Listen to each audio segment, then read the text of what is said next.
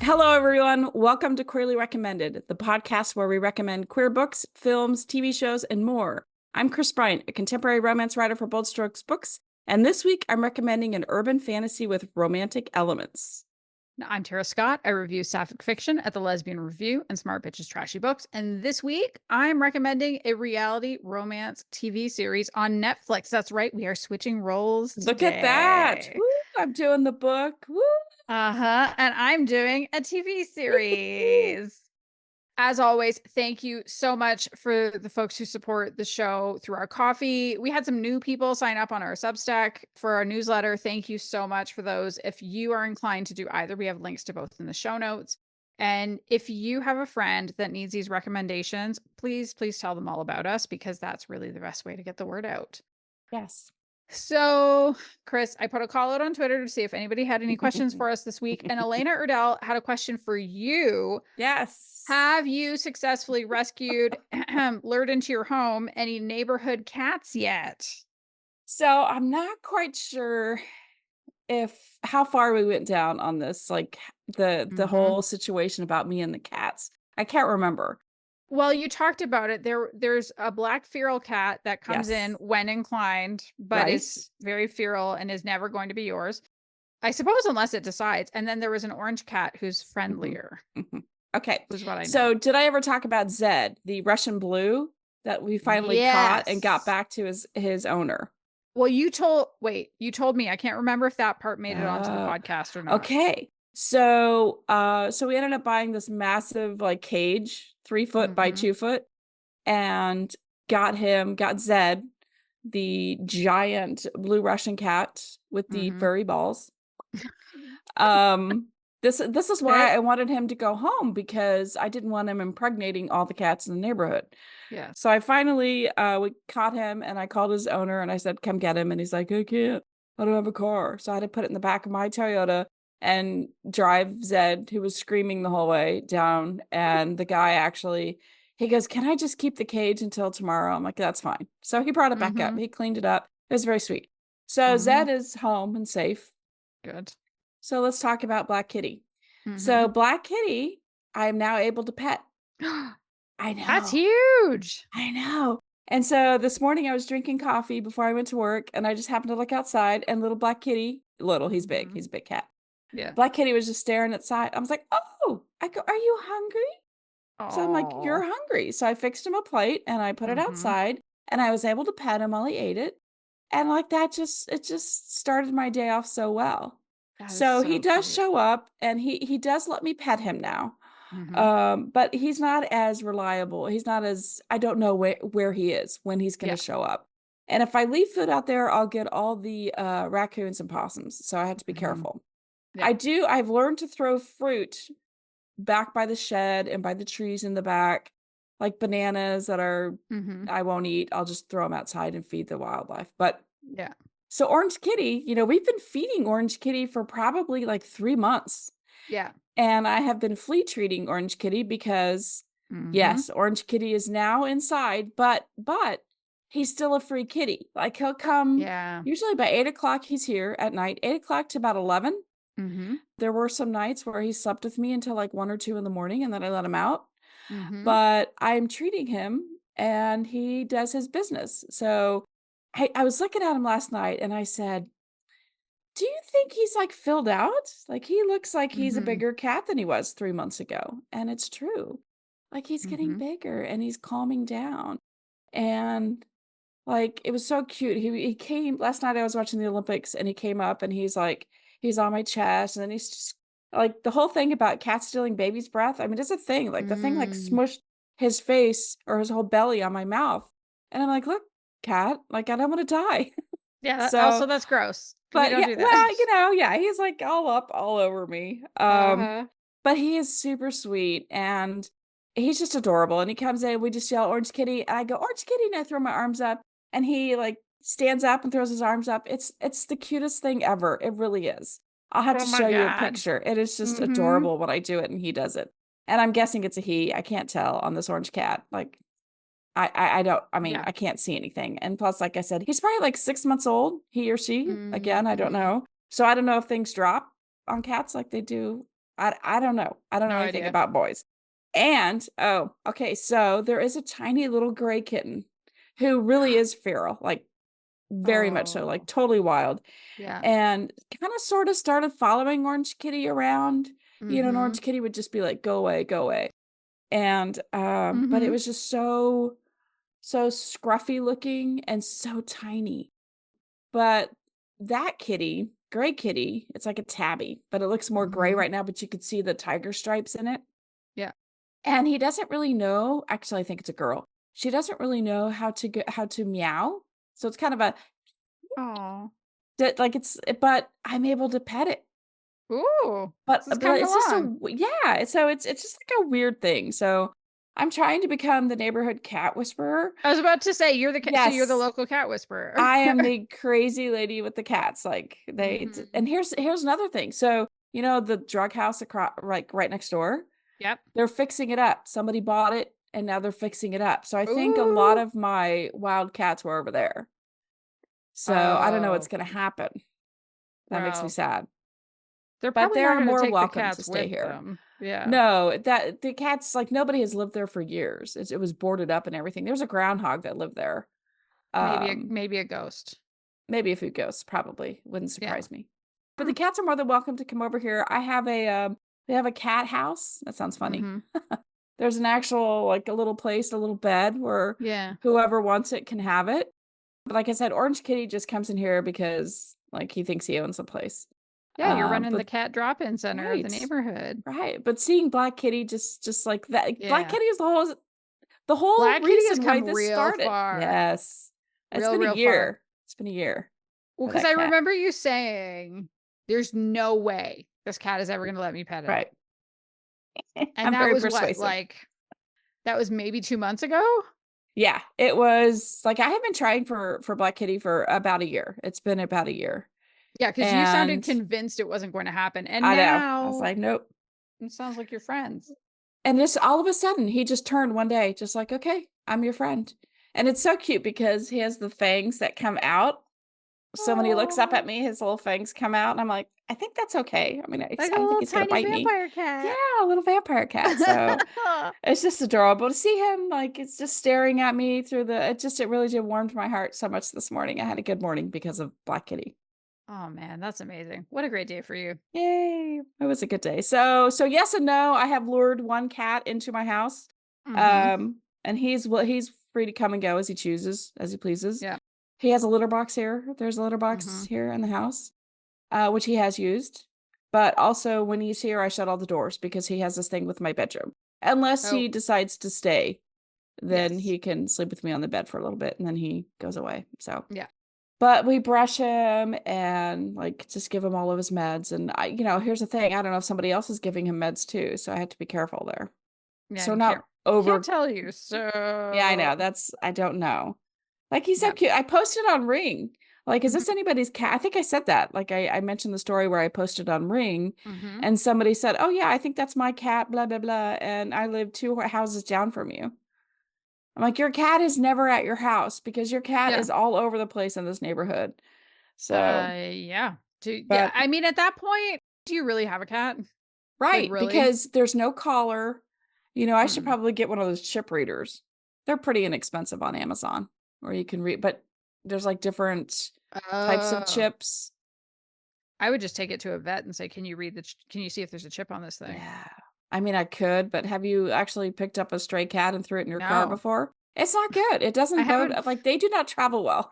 No, the only stray cats I have experience with are my grandparents had a farm. And so of course there were just always stray cats there. Oh, yeah. Like that was just that was what I knew of cats was, oh hey, it's just some other fucking cat now Another at my cat. grandparents' farm. Where did it come from? Nobody knows. Where do farm cats come from? Other farm cats, I guess. Other farm cats. Yeah, that's the problem. That's why I was so upset with that cat. We could never catch him, Mm-hmm. Zed. Because I was like, you have been out here for 2 months. How many kittens have you caused? I don't know.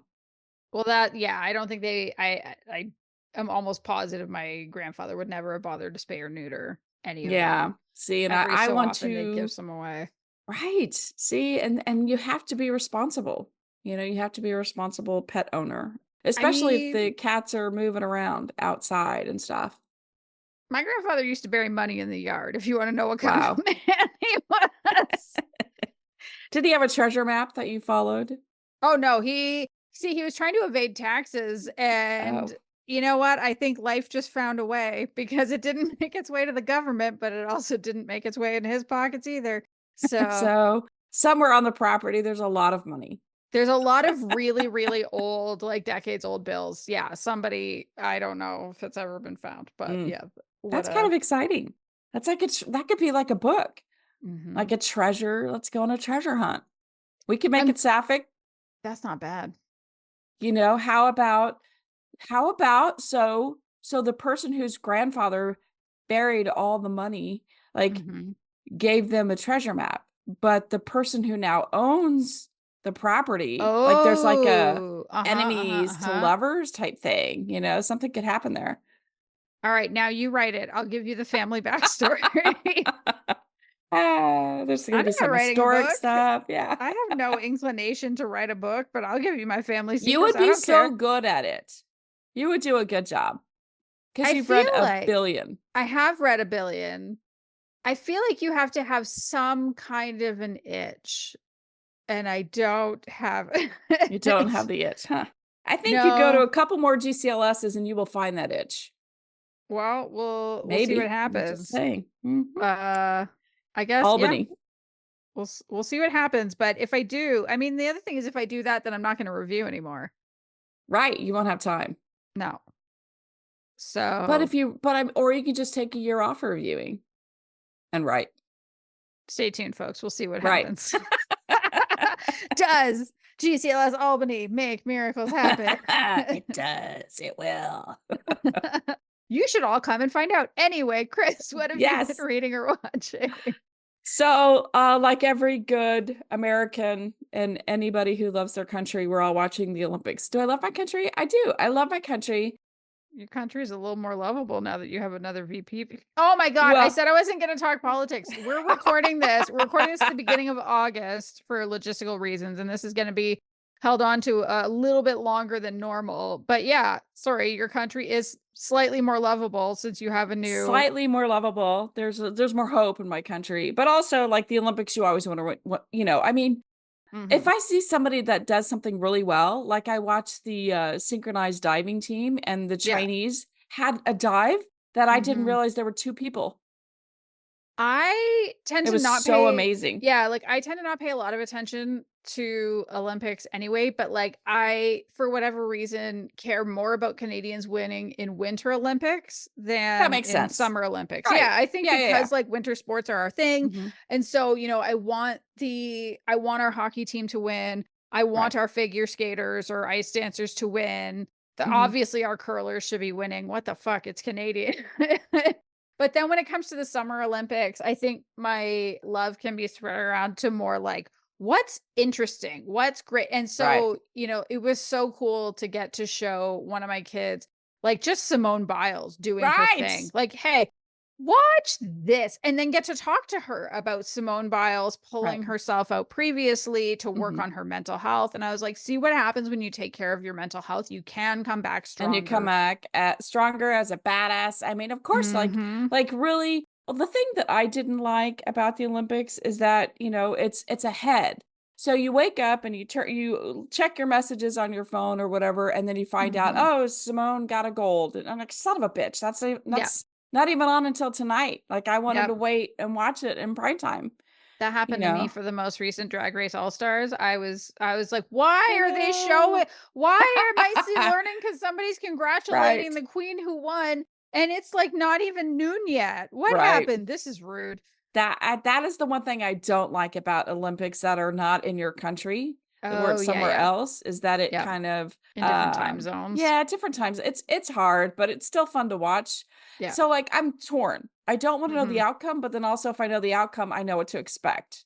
It's the stupid reading the Yes. last page of the book that you do. I You don't know? Well, you don't anymore anymore. very often. I know, and sometimes you do, Okay, I did do it but recently one time, but I did it one time out of like 20 books, which is huge because I used to do it that is 20 huge, times out of 20 right. books.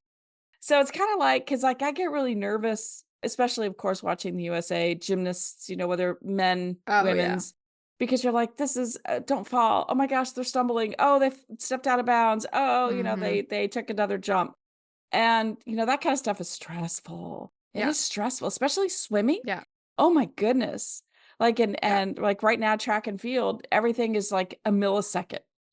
Like who Mhm. wins, it's whoever leans the farthest, Yeah. like across the line.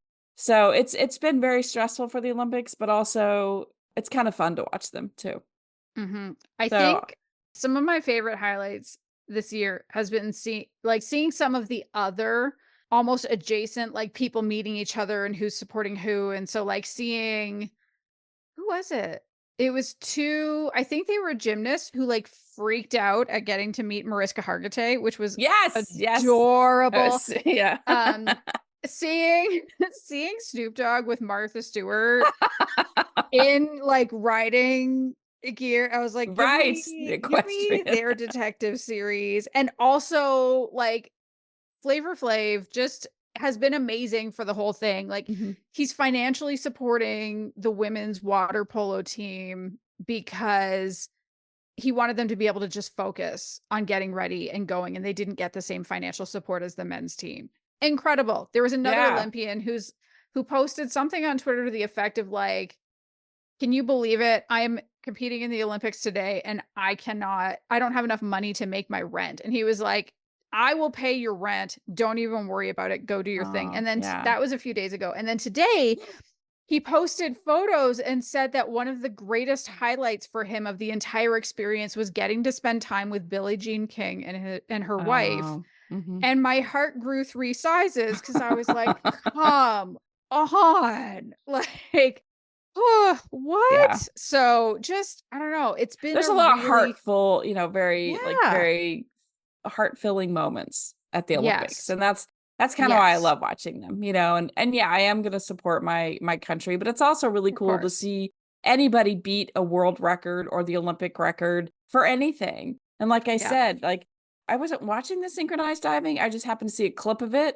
and I was like, "Oh, Mhm. what's this guy gonna do?" "What? It's 2?" Like, I didn't even Mhm. know it was 2 people until, they used a different, Yes. like, camera. I'm like, "Oh my, that was amazing." It was Yes. perfect. It was absolutely perfect. And where else do you get to watch somebody compete in a sport and lose because their dick gets in the way? Right. Okay, we're gonna talk about it, okay. Yeah, why not? Like, I love social media and how they jumped on that so fast, and Yeah. it was just, What was it? Was it high hilarious. jump? I think so. It's pole vault. Was it pole vault? I think it's pole, was it? First I don't know how the I don't know Ayo. that. It's like, he used a pole, so it had to been, what is it So it called? was High probably pole It's vault, pole yeah. vault, yeah. And yeah, and he was going over And and he made anyway it. Like, he made it, except one part of him didn't make it and grabbed the and pole and knocked it down. knocked the pole knocked the pole over, and I and the first thing I wondered was, do you think the future Olympians are gonna start tucking like drag queens so that their They dicks can't knock might. things off? They might. The one thing I don't like about the Olympics is the whole gender assigned at birth type, the whole thing there. That really bothers Well, me. Like, yeah, what that happened whole with boxing? controversy. Well, boxing, Especially and I think there's a couple other athletes who are experiencing that as well. yeah, it came out to be a really big deal Yeah. in boxing, and it turned out that, like, no legitimate tests were even used to determine that those athletes had XY chromosomes. Like, the whole thing was bullshit and smells very much, like, it's one of Putin's allies. It's the head of that The boxing IB, yeah. Mhm. committee thing, right? And, like, when the International Olympic Committee, when the notoriously corrupt There you go. International Olympics Committee says, "We're not going to work with this group is banned because they're so corrupt," and the likes of JK Rowling believe Ugh. them, Uh, like, fuck off into the sun. But, I mean, it's been encouraging to see how many people have stood up Right. for, like, pointing out too that because the point isn't just and she's not even trans, but it also Right. shows that when we're transphobic, it actually hurts everybody. It doesn't just hurt trans people, it Right. hurts cisgender people too, Right. and it was a useful exercise for many in our community and knowing who to call out of their friends lists Right. on Like, I social have media. unfriended so many people because of it. I was like, Mhm. That's the thing I don't like about, like, some social media." Like, Mhm. you just don't know who Facebook, for some reason, that was the first platform that I really Yep. jumped on. I think Yep. that's the truth for a lot of people. And Yep. so especially being a writer, you have a lot of people ask to be your friends. And this was years and years ago before, like, Yep. all the bot accounts and the Oh, spammer yeah. accounts, all that. Yep. This was before.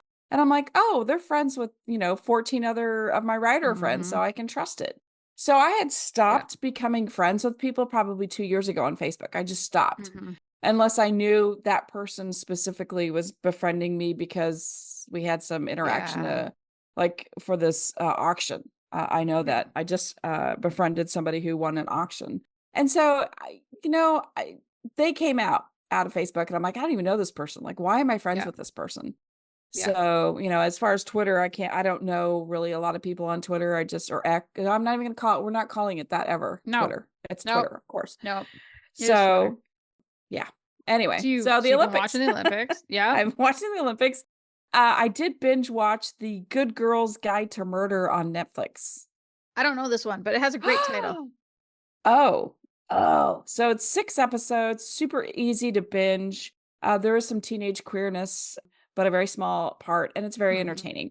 So basically this, things are different in the UK than they are in the United States. So, like, Mhm. it's kind of like this senior, I'm just throwing it out. I don't know what the UK calls their seniors, but Oh, like she year 4 has or something like that? yeah, something like that. So basically, she's a senior and she has to do a senior project. And her original thing was to Gothic representation in, like, something like Mhm.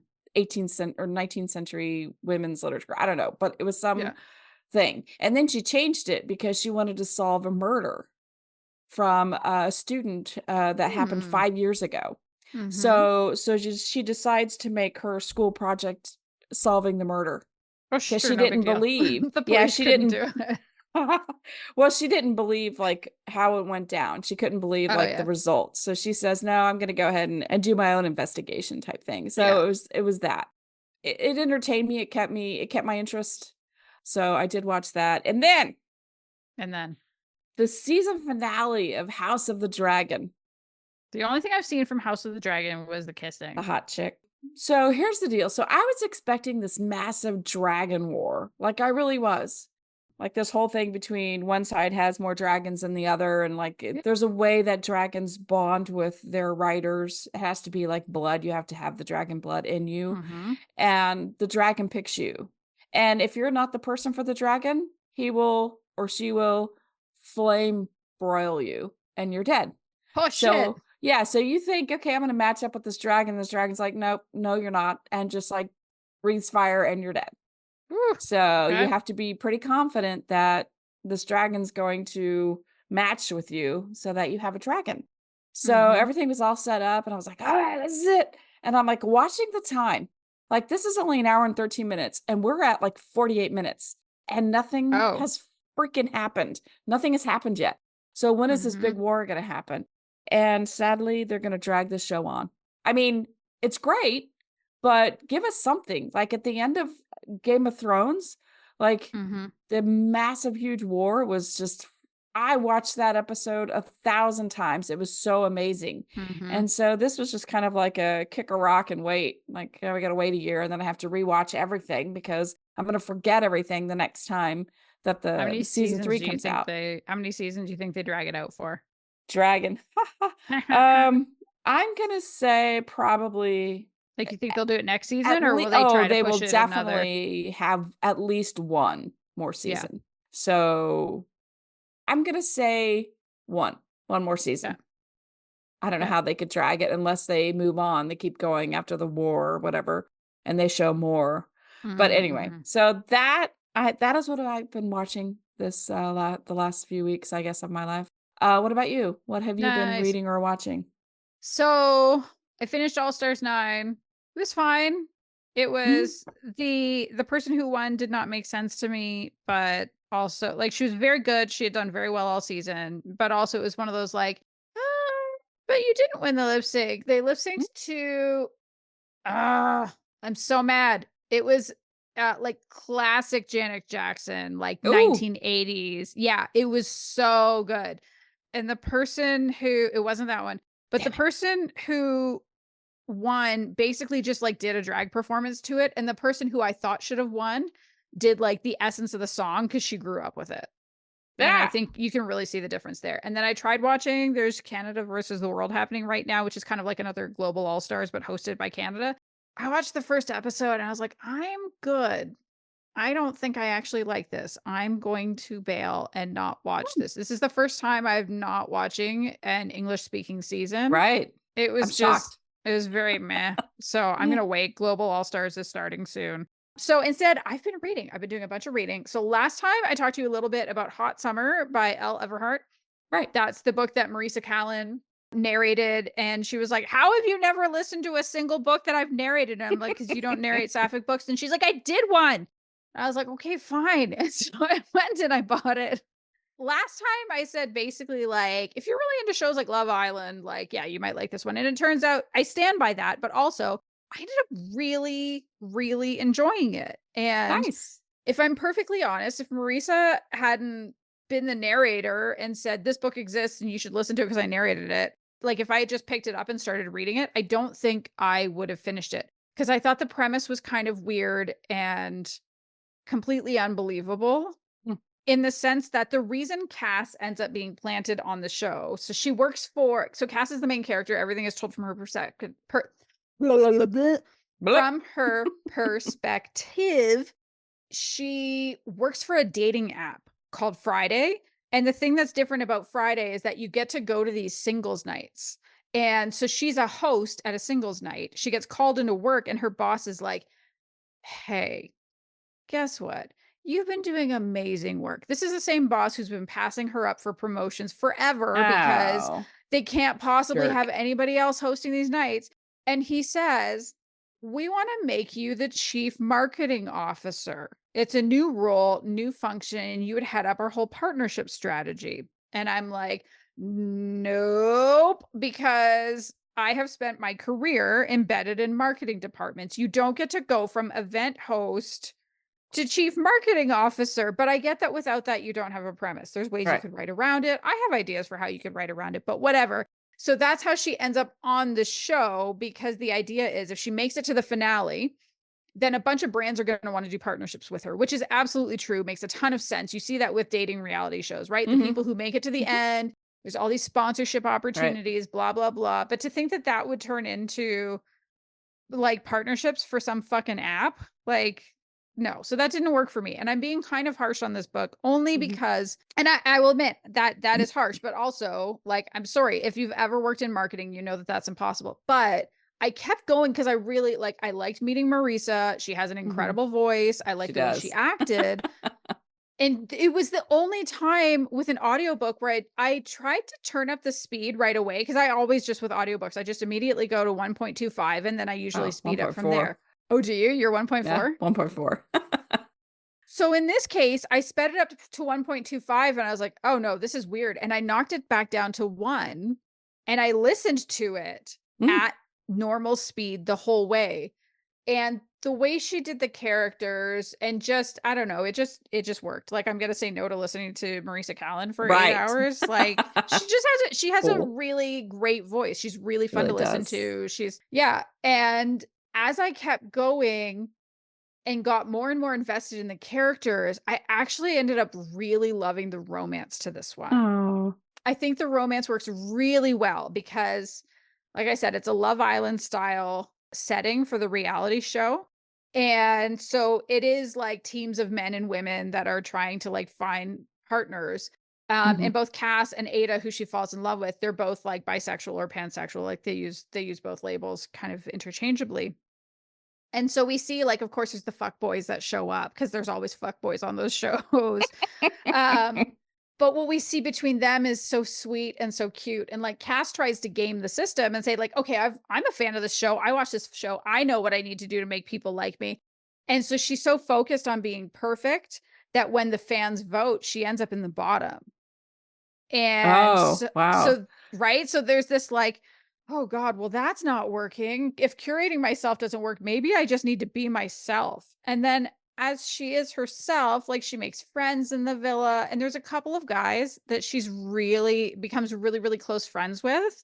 And like, I know typically in a sapphic romance, we're not here for like the dudes, even as side Right. characters, but I really loved them. Like those ride or die boys that are just they wanted these 2 girls to get together so bad, and they're so supportive, and they were so sweet. So, yeah, it was actually, like, hot summer. I ended up really enjoying it. I especially think if you're gonna check it out, you should pick it up in audiobook, and Mm. just think of it like, it's a beach read. It's a great, perfect beach read.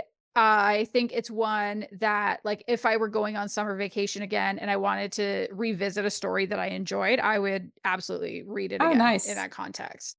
And then the other one that I was reading again because of GCLS was Stars Collide by Rachel Lacey because we all watched this book win 2 awards. Right.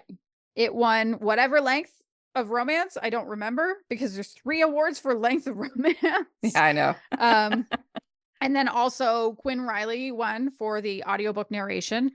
I love And Quinn.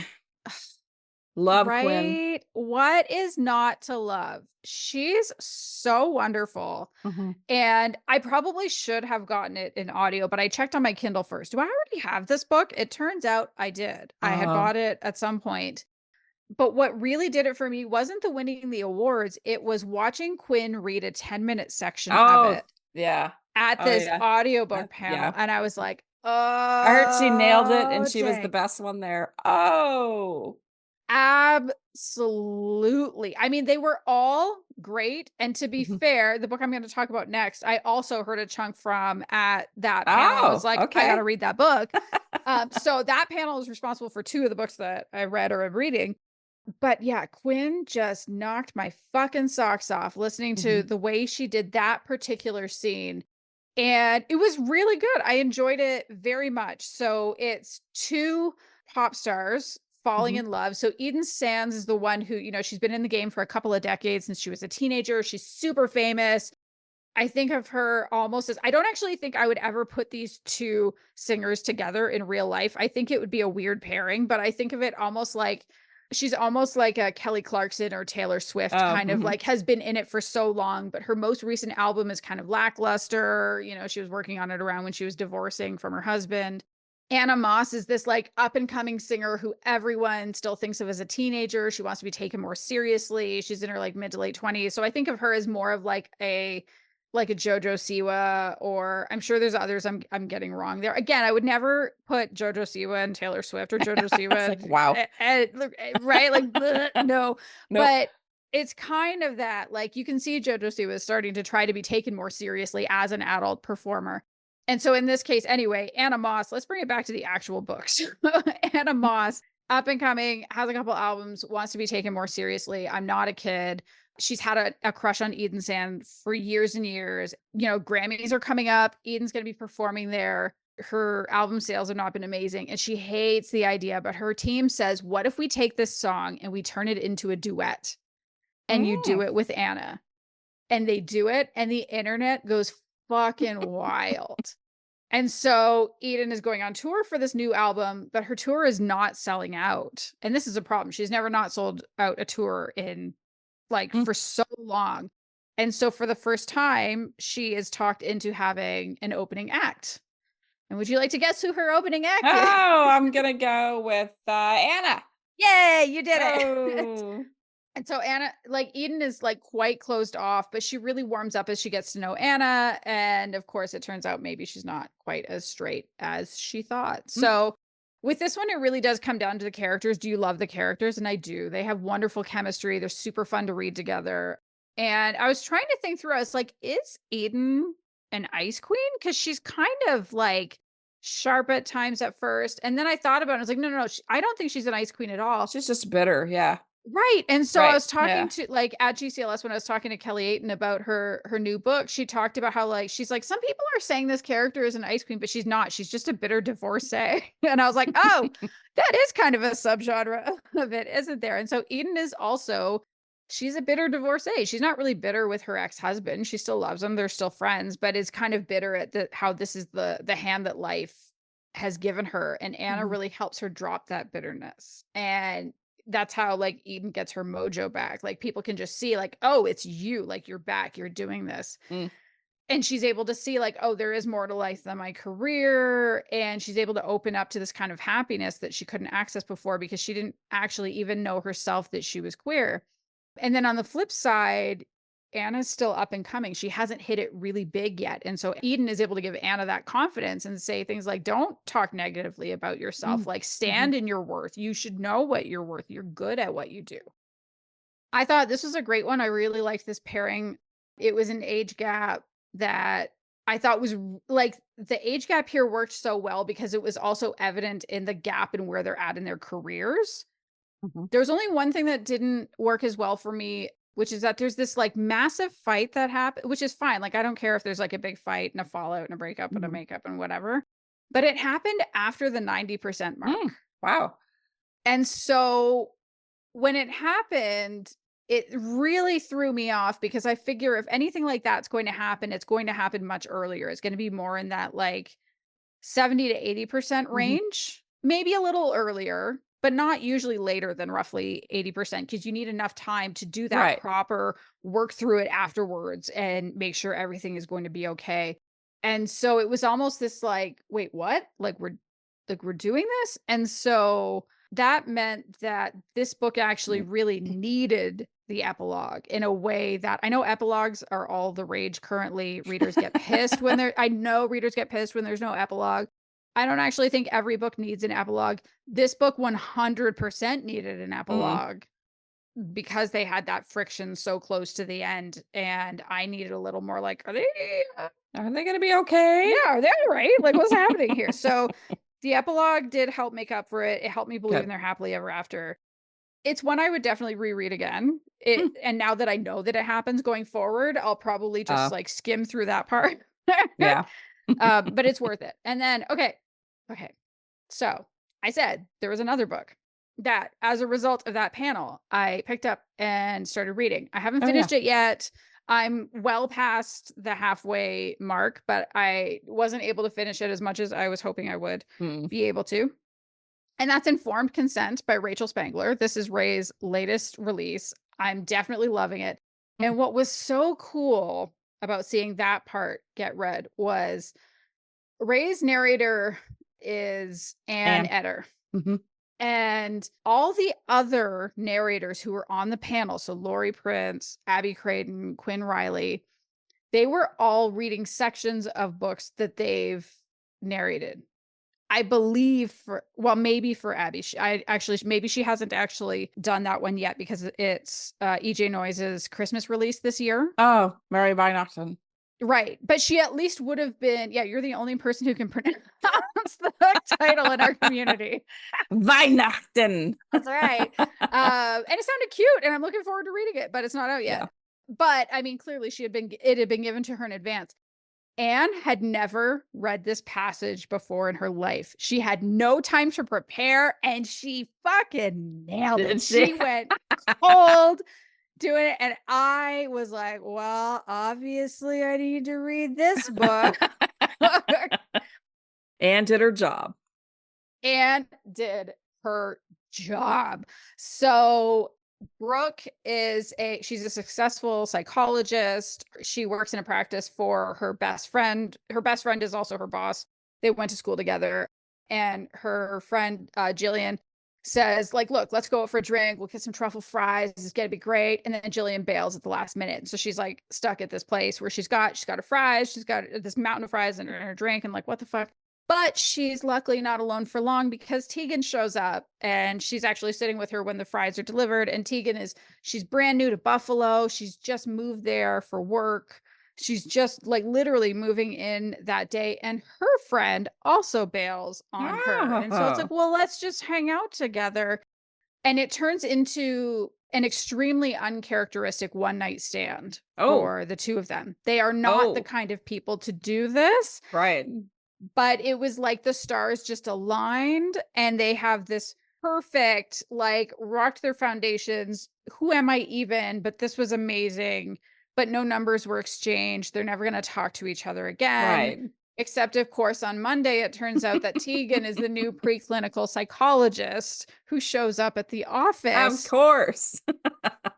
So there's and that was actually the scene that Anne reads, is when they find out at the office and they have a conversation and Brooke is like, well, obviously you can't work here. And Tegan is like, well, I can't fucking work anywhere else. I have no money. I literally cannot afford to move anywhere else. I don't have a car. I got my apartment based on where this practice is. I can't do this, like freaking out kind of thing. And I was like, oh, spicy. I like it. Okay.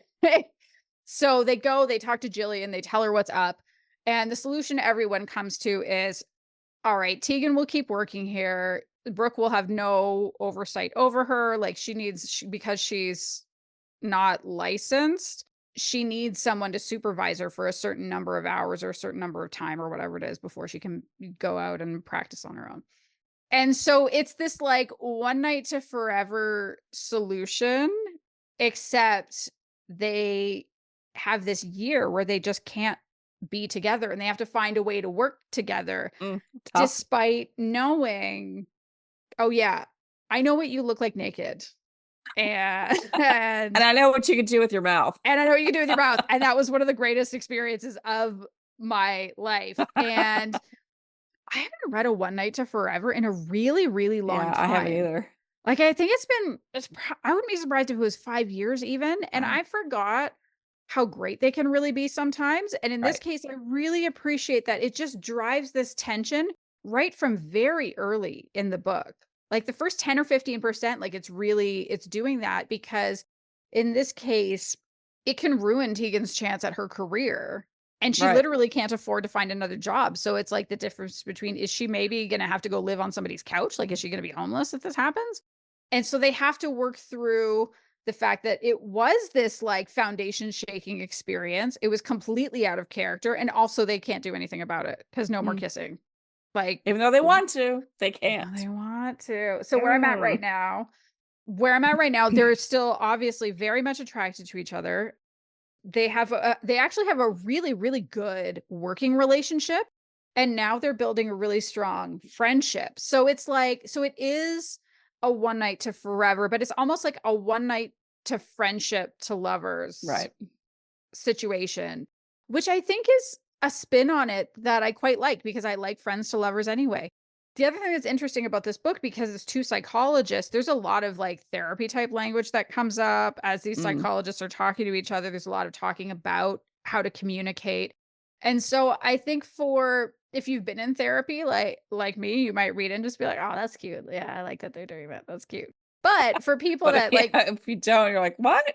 Is it info dump? Is it an info dump? it doesn't feel info dump. Okay, Actually, that's a thing that's good. interesting. It's just the way they talk to each other because they have all of the tools of the Right. trade. They know how to support each other. And it's not just Brooke and Tegan doing it to each other. It's also Jillian as she's trying to support the two Mm. of them. And then Robin, the other psychologist in the practice. Like, it's this strong quartet of friendships. And so I think if you're someone who has wanted to get better at things like how you communicate and having boundaries, it can also be a little bit educational if you pay attention for those nuggets in their Mhm. conversation without it feeling info dumpy. So yeah, I Okay, good. really like this one, and it probably would have been a recommendation, except I was too impatient and I wanted to talk about it now, and so I did.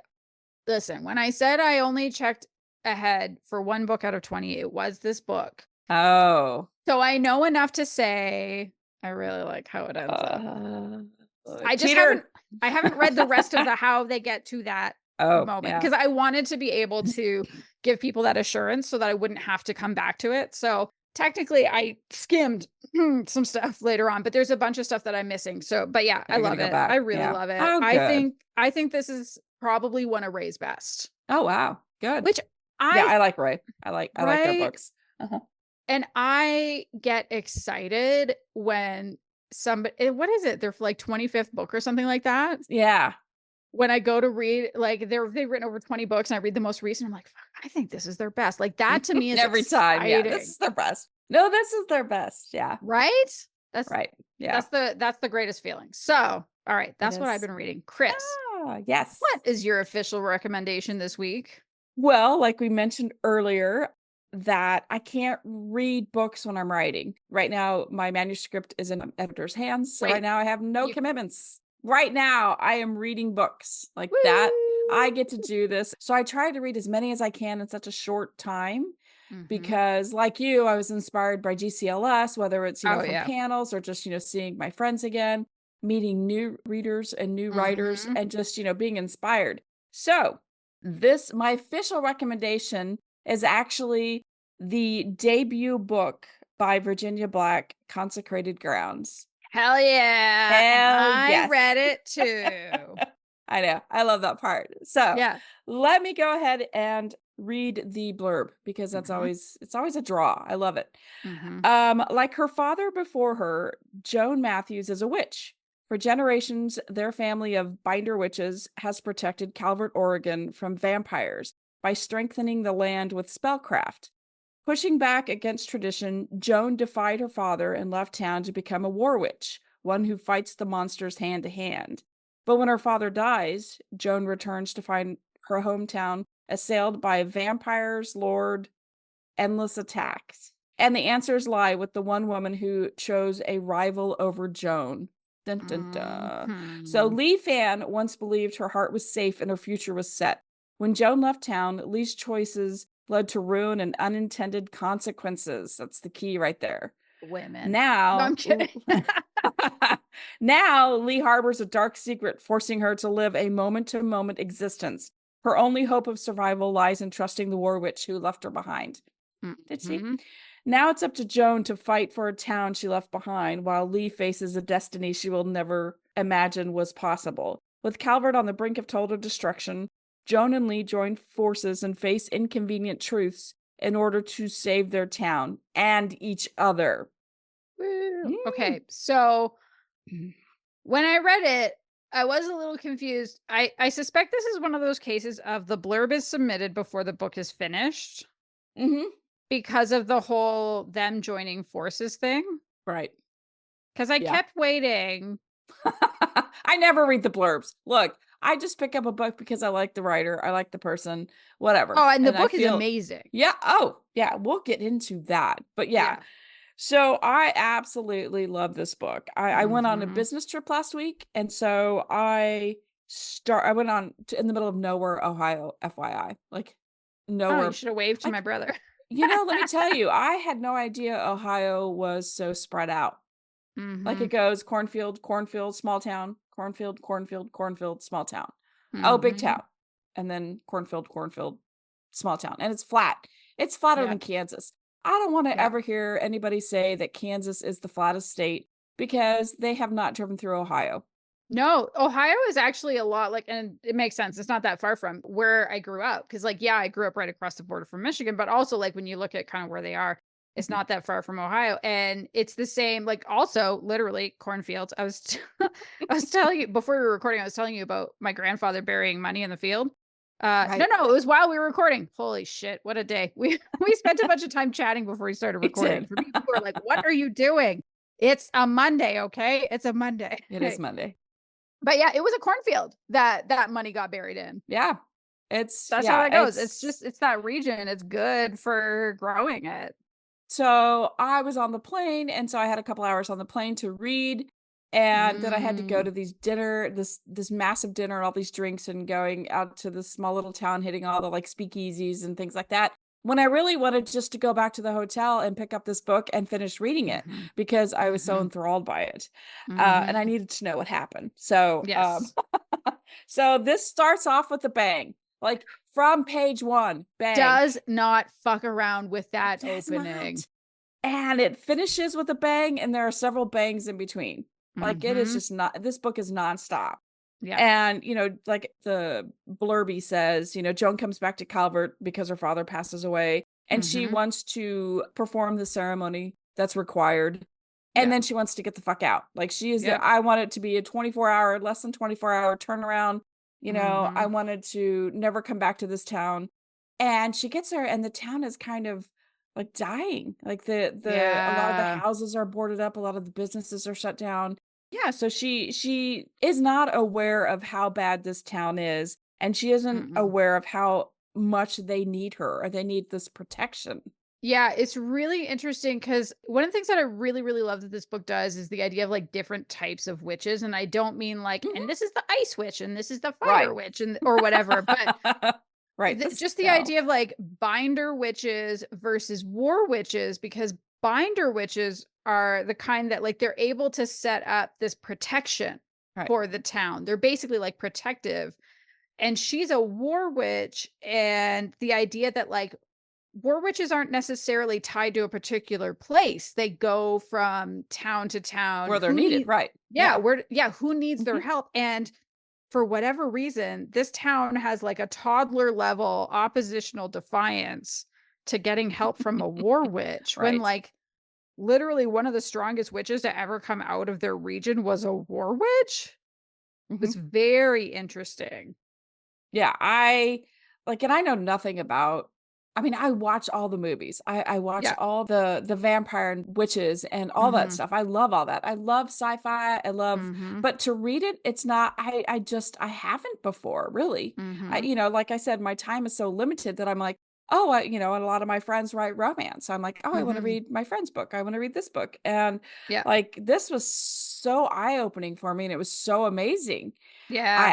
I loved it, and, this is I love the whole concept of this is a time when humans and vampires and witches all live Mhm. not really obviously not, harmoniously, but, Yeah, they yeah. live together and they have these rules and, it's not like Twilight, but we all know Twilight. Every single one of us watched Twilight when it came out or Yeah. read the books or did both, because it was a different take on vampires, and Yes. we love or maybe we don't. I love just, like, the whole humans and supernatural, like, coming together. I love that Yeah. so The much. urban fantasy thing. I think Right. for me, I haven't read very much sapphic urban fantasy. When I Mhm, was reading urban fantasy was kind of before I discovered lesfic, and so I was reading, like, more of the straight stuff. mhm, And what this reminds me most of, and I say this is like the highest of compliments, is when I was reading the Kate Daniels series by Alona Andrews. Alona Andrews is a writing well, they're actually a married couple and they write these mm, books together. And they're more about, like, the world building and the character it's like mm, with romance, it's like with romantic elements mhm, rather than being romance forward, right. and this felt very much it was almost like, to me, if Alona Andrews was writing in, like, a Winona Earp t style Mm, setting, mhm. is what it felt like. I like, were you getting Winona Earp world vibes from it at all? It's funny, I didn't even think about it until you mentioned it, I was like, "Oh my gosh, you're right. This is Yeah. kinda what it is," comes Yeah. back to a small town Yeah. and finds out that it's, overrun by evil and needs to protect it and is Yes. there to help humanity, to help, the people there, and, even though they don't want Yeah. to, like, that wasn't their life's plan, Yeah. but, here we are back And in in, like, a Calvert, Oregon. way yeah, like, in a way that's Or reminiscent, like, perfect. I see it as almost, like, drawing on those traditions, but not derivative, like, it's doing its own thing, Right. and what it's doing is really important, so I also just wanna make that clear because I don't wanna minimize the importance of what's happening in this book because it's so good. Right. Right. And just the whole I mean, seriously, I was in from page 1. Mhm. I was fighting the battles. I was there with Dayton. I was, Yeah. Luther. I was in Luther. Like, there's Okay. so much going on in this book, and I love it because there's so many different layers, and you Mhm. don't realize it because 'cause they're like, how Virginia pulls there's probably like 5 or 6 different storylines going on, and Mhm. the way she pulls them together, like, it was brilliant. I'm like, "This is a debut book, shut up." That's why she Like, it won was those just yes! Oh my awards. goodness, like, I'm like, I'm a fan now. I'm a massive fan. I Mhm. mean, I love Sir already, but, like, I'm a total, like, massive fan now. And the way, like, just the descriptions, Yeah. like, you could picture it so well, so vividly in your head, and I love that when I'm reading a book and it plays out like a movie. And this totally Yes. played out like a movie. I could see everything about this. Yes. This It should was be it should it be a should be a movie movie, or a mini 100%. series or something. Right. Like Yes. it's just all there. It is. It is. It is. I absolutely love Joan. Like I'm in love with Joan. Yeah. It was just she's a complete badass. There are Mhm. flaws. Lee, the Mhm. it's kind of a second chance romance. Lee, flawed, Yes. very flawed. Um, Yes. but you're rooting and you're cheering for them, just even though they're so flawed. And I'm like, come Mhm. on, this is what you really want. This is, because I'm always gonna support love and want to see love in books. I want to see, even though that's not really the main force of all Yeah. this, it's still it was a very important part, and Mhm. I just, I thought it was great. Like there were so many things going on, but like Yes. Virginia handled the pace very well, very I'm well. I wanna see if I highlighted any parts. There was no Because the saggy middle. writing No Sorry? saggy middle. There was no saggy No. middle. At No. all. Not a bit. That's why I didn't Which want to put it down. Mm-mm. No, that the thing that was interesting too was it was funny. I was talking to Neil about it because there's something when I'm reading and it's really hard for me to articulate, but I can feel when I'm being pulled along by a book. Mhm. And with this particular one, I was like, I don't know if I'm being pulled along by it. And then I looked down and I was like, bitch, you're 12% in. And it hasn't been that long. And I was like, okay, well, it's time to be I'm honest with in. myself. Yeah. I I mean, have page 100. 1. Yeah, like that book gave me time blindness. Yes. That's when a book gives you time blindness, like, you just know something special is happening. Right. I was supposed to be in a massively major important meeting, like dinner meeting, at a Mhm. really nice restaurant. And the whole time I'm thinking, I need to get back to the hotel so I can pick up where I left off. Like I Well, wasn't there to do business. I was there to read a book.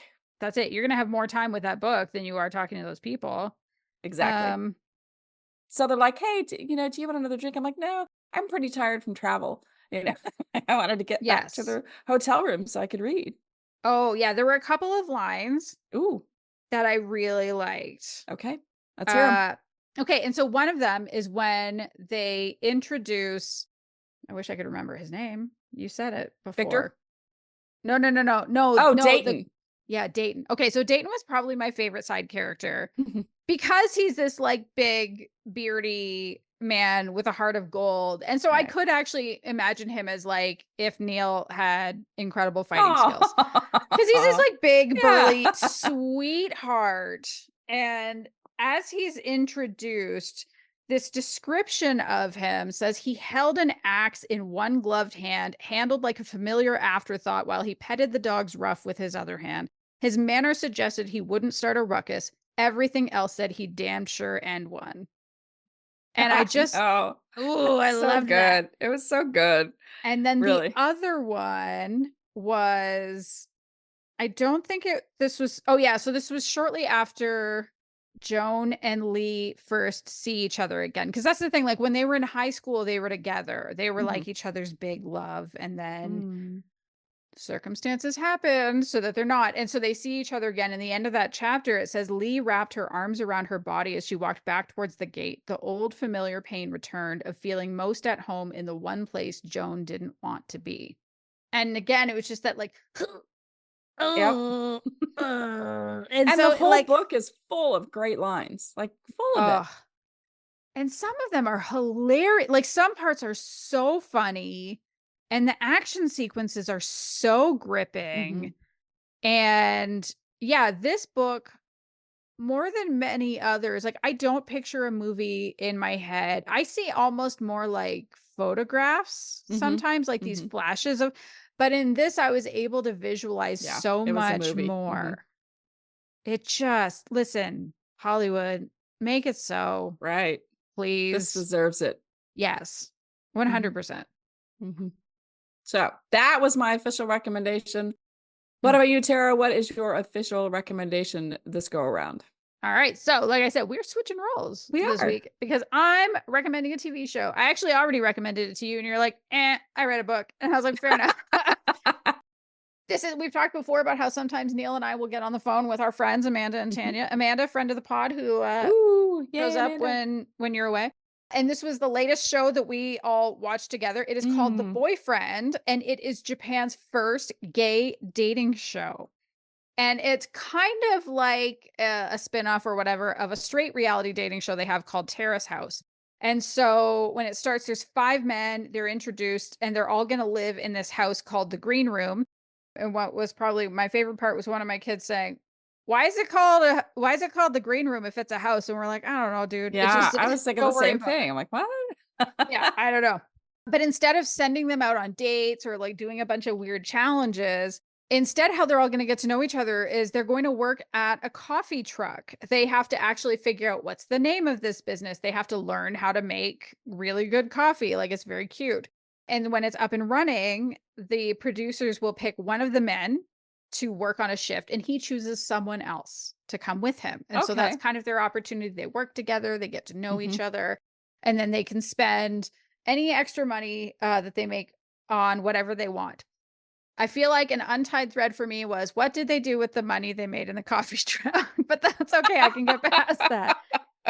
Um, the show also has segments where it cuts to a panel of 5 observers. So, like 5 people who are watching the show, kind of just like us. And so it's almost this proxy, like, as we're working through our feelings on it, they also are working through their feelings on what they're seeing. And it's quite fun a lot of times. And so there's 2 actors, a singer, a comedian, and a drag queen.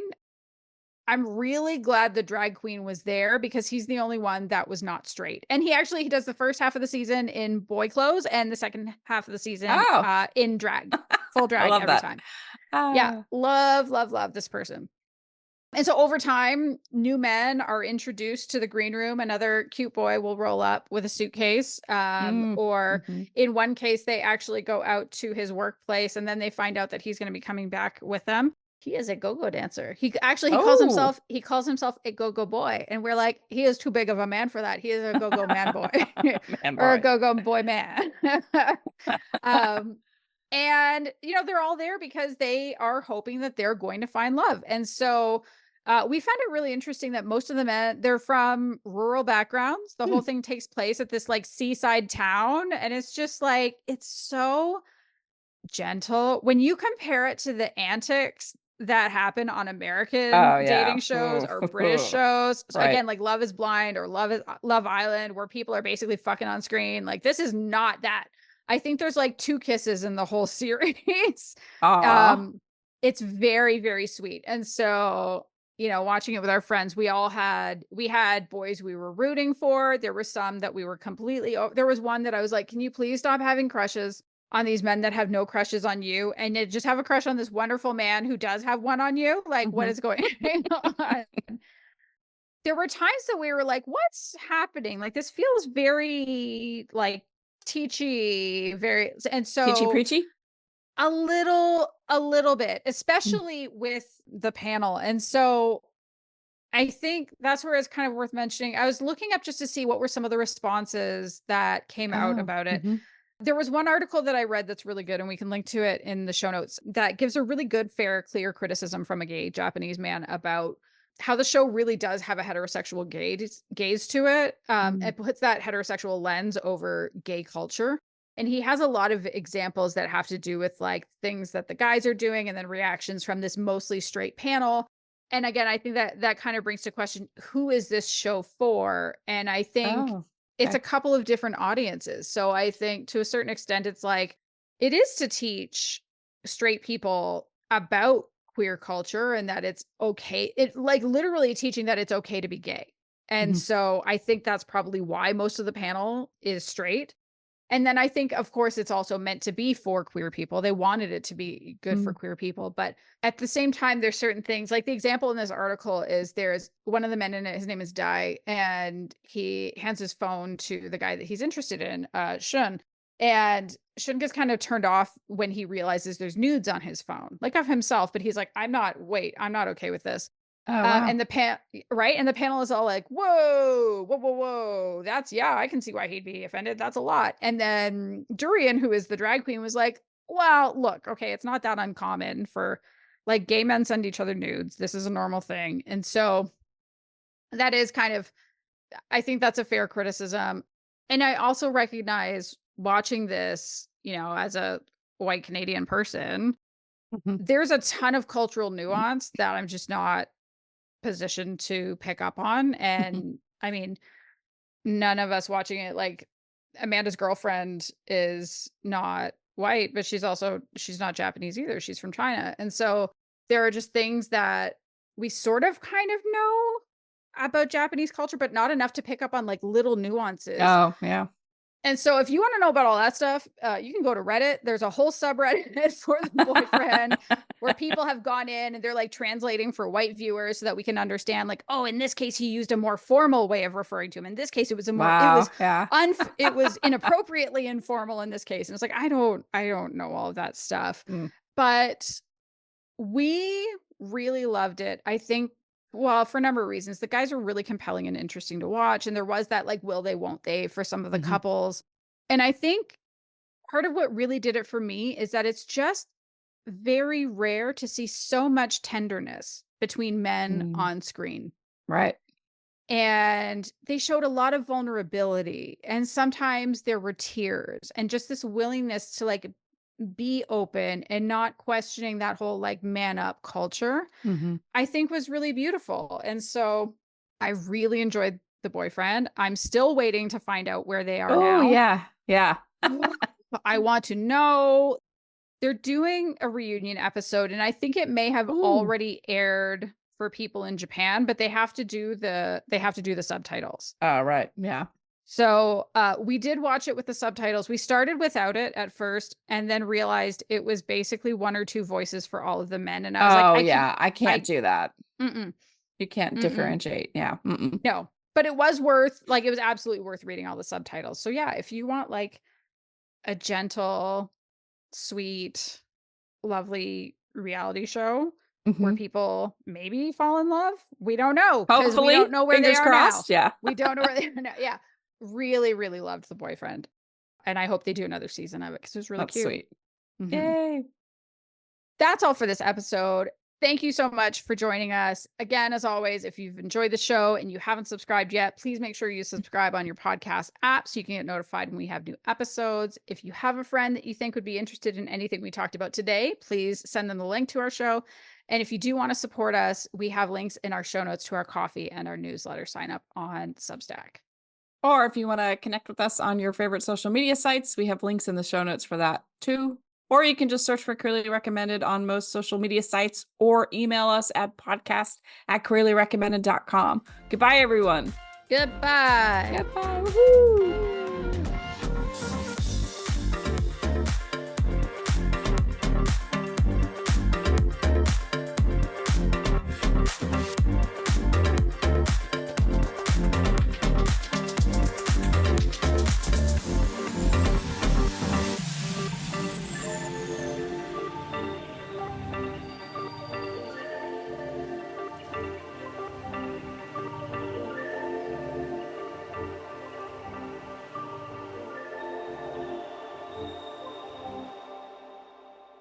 You're doing it this week. I was trying because I like coughed so hard it like hurt my throat. So I was just Oh, kind of no. waiting. Okay. I thought you were fucking with me No, I for a wasn't. second there.